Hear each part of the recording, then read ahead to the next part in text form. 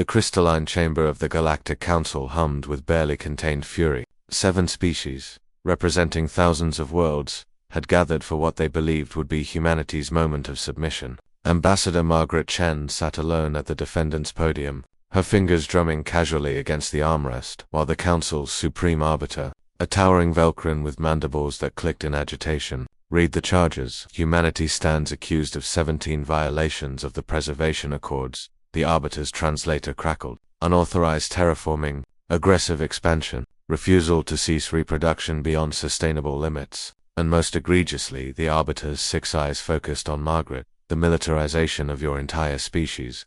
Margaret suppressed a yawn. She'd been up for 36 hours, having just arrived from the Kepler 442 negotiations where she'd brokered a mining agreement that would have made these pompous bureaucrats weep. This theatrical display of cosmic justice was the last thing she needed. Do you comprehend the severity of these accusations, human? Demanded Councillor Ixthera, her crystalline form refracting light in agitated patterns. We are offering you one final opportunity to submit to Council authority. Failure to comply will result in total economic blockade and, if necessary, military intervention.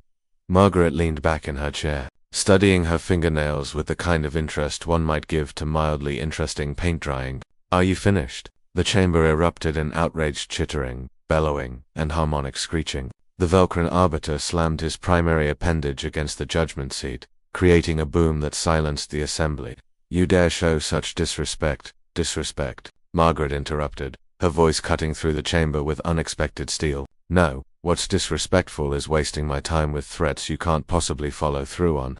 She stood, her small human frame somehow commanding the vast space. Let's address your accusations, shall we? She tapped her wrist terminal, and holographic data flooded the chamber. Unauthorized terraforming. We've transformed 47 dead worlds into habitable ecosystems, worlds you abandoned as worthless rocks. We didn't ask permission because, frankly, you never wanted them. Now those worlds support 3 billion souls and contribute 17% of the galactic food supply. The Accords clearly state, began the Thelian representative.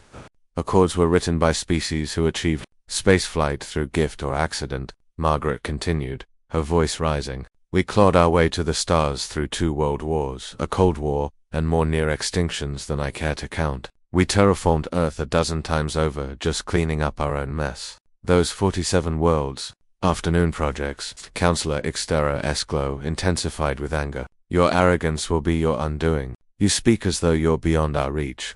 Margaret smiled, and something in that expression made several councillors shift uncomfortably. Let me tell you about reach. 3 months ago, the Kryn pirates thought the human colony on Proxima Centauri B was beyond the reach of our protection. Thought wrong. Mark Fletcher and his security team turned that raid into a rescue operation for the pirates' previous victims. She paused. Do you know what the Kryn call humans now? The unkillable, because Mark and 5 colonists held off 200 raiders for 6 hours until reinforcements arrived. Isolated incident, hissed the Velcrin arbiter. Margaret's eyes glinted. You want to discuss our militarization? Let me be clear, every human is a potential soldier. Because every human had to fight to survive on Earth. Our world tried to kill us with ice ages, plagues, predators, and our own stupidity. We adapted. You call it militarization. We call it Tuesday. She advanced toward the council bench, and despite themselves, several members recalled. You threaten economic blockade. 60% of your advanced medical technology comes from human research. Your ships use human-designed quantum drives because ours are 40% more efficient than anything else in the galaxy. Your entertainment, your food, your art, all enriched by human contribution in just 2 centuries of contact. We can learn to live without human luxuries, the arbiter declared, though his voice lacked conviction. Margaret laughed a sharp, humorless sound. Luxuries. Your species suffers from cellular cascade syndrome. The only cure was developed by Dr. Sarah Chun, my grandmother. 7 billion Velcrin owe their lives to human medicine. The Thelians' homeworld is cooling prematurely. Human climatologists designed the atmospheric processes keeping your planet habitable. The Ixthari reproduction crisis, solved by human geneticists. The chamber fell silent. Margaret's voice softened, becoming almost conversational. You want to talk about war? Let me tell you what happens if you declare war on humanity. First, we'll cry. We'll agonize over the loss of friendship. We'll try everything to avoid conflict. Her eyes hardened. And then we'll win. Preposterous. The Arbiter rose to his full 3-meter height. Our combined fleets outnumber yours 20-1. Numbers. Margaret shook her head. You're thinking in numbers. That's your first mistake. Humanity doesn't fight fair, Arbiter. We fight to survive. When you send your fleets, we'll target your supply lines. When you establish blockades, we'll create new trade routes through regions you consider uninhabitable. When you think you've cornered us, you'll discover we've been 3 steps ahead the entire time. She pulled up another hologram. Tactical simulations that made several military advisors in the gallery lean forward with sudden interest and alarm. This is what happens to your fleet formations against human asymmetric warfare tactics. We won't meet you in glorious battle. We'll be the nightmare you can't find and can't forget. Margaret walked slowly along the council bench, making eye contact with each member. But here's what really terrifies you. It's not our weapons or our tactics. It's that we'll keep getting up. You can destroy our colonies, and we'll build more. You can blockade our systems, and we'll find new ways to thrive. You can even glass Earth itself, and somewhere, somehow, humans will survive and remember. She returned to her podium, her casual demeanor restored. So here's my counteroffer. Drop these absurd charges. Revise your preservation accords to reflect reality instead of ancient fears. And let's work together like adults instead of playing these power games.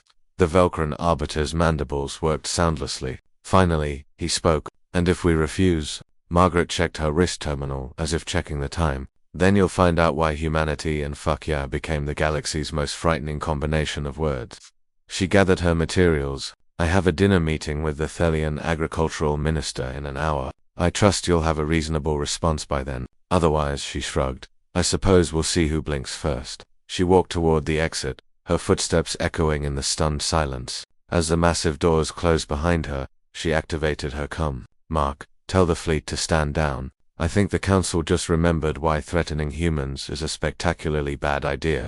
His response crackled through. Never doubted you for a second, but same tactic as the Proxima situation. Margaret smiled. Better. I didn't even have to threaten them. Just reminded them who they're dealing with. 3 hours later, the Galactic Council voted unanimously to revise the Preservation Accords and issue a formal apology. The Velcran Arbiter's resignation was accepted the following morning.